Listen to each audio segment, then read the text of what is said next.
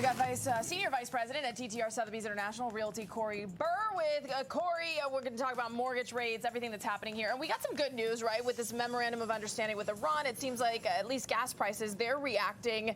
Is the real estate market reacting to the news? Well, not in the short term. It's all going to flow through the economy. But having oil go from $112 to $78 where it is today is massive. It's going to affect every aspect of the economy. It's going to bring down the CPI and the PPI, and it's gradually going to hit mortgage interest rates to the betterment. That is the one thing that people had been waiting for with the new Fed chair. Would rates change? And they remain unchanged. And everybody, 12 of them, said unanimously that they want to keep them where they are right now. Does that give buyers the confidence to get back into the real estate market, given the market right now and its strength? So it's really important that the new Fed chair create some gravitas and make a message to the very tough bond traders. And so he came out hawkish and he said, you know, we're not going to bring rates down right now, even though that's what the president wants.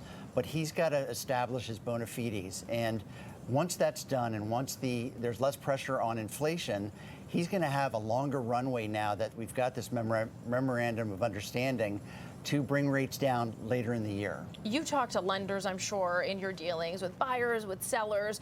Do they have confidence that in the, maybe not the short term, a couple months, but in the next 12 months, there's a potential here for rates to go down and maybe that incentivizes the market to speed up a little bit? No question. The conventional wisdom among all these lenders is that they think the rates will come down 0.5 or 1% in the next year. And while that might be an impetus for buyers to hold off on a purchase, my feeling is, as I've said before with you, is find the house that works for you. You can always refinance later. Have a standing phone call with your lender when the time is right to refinance. That lender will call you because that lender wants the business again. Yeah, and listen, you are the positive guy because every time you come in and you're like, I just saw, and you always see the most magical rate. So what are you seeing right now on the 30-year mortgages? I saw yesterday 6%, no points on a jumbo 30-year fixed. Which is huge. It's huge, but I've also seen 6.5 with no points on a 30-year jumbo. So there's a wide spectrum that's in the market, and it's incumbent on buyers to do their shopping and find the lenders with the best rates. You got to shop around. It is a chore, but at the end of the day, it benefits you to look at that, especially when you look at the monthly nut on some of these payments here. Let's talk about the market. What are sellers doing right now to rid themselves of these properties and get into other homes? And what are you seeing as far as what people are buying and selling? So what we're seeing is this market is much stronger than it was last year. Last year with Doge and the inflation issues, the market just kind of tanked out, and the tariff issue as well.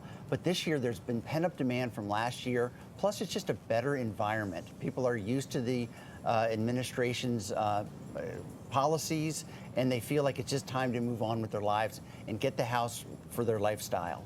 So what we're seeing is profits or appreciation is going up mid-single digits. We're seeing inventory staying about level as where it was last year, which is at a higher level than where it was during COVID. We're seeing some multiple offer situations, but mostly not. You're dealing with mostly 1 or 2 other offers if you're in competition. And once you get 2 to 3 weeks into a listing, the door is wide open for a buyer to come in with a less than full price offer with all the safeguards of the contingencies that they want. And it would behoove the seller to negotiate with them at that point. Because they may not get another offer at that point is what I'm hearing. Yeah. All right. Tell me how many days on average we're sitting on market right now. So it's about 29 or 30 region-wide. In the district, it's a little bit longer, mostly because the condominiums in the district are still the weakest link in our regional market. But it's a pretty even market right now. Okay, so I know you always come with advice, and you've been saying these things, and I have them in my head about pricing aggressively, making sure that these houses show well. Remind buyers and sellers what they need to do to make sure that they come out on top. So step one for buyers is they've got to have a strong relationship with a lender. They've got to make full application with the lender and walk around with a loan approval. That gives them great confidence in shopping, that they don't need to worry about if they're going to qualify for something or not. Sellers, they've got to prepare their houses perfectly. It's got to gleam.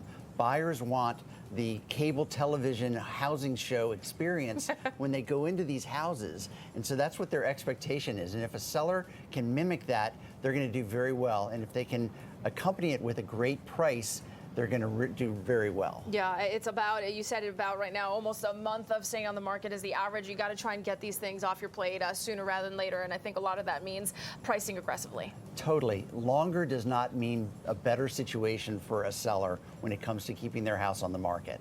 All right, those are some good tips. As I know you talk about the peak of where we are with the real estate market. We're coming into that summer right now. So are we on the back end of the hot market?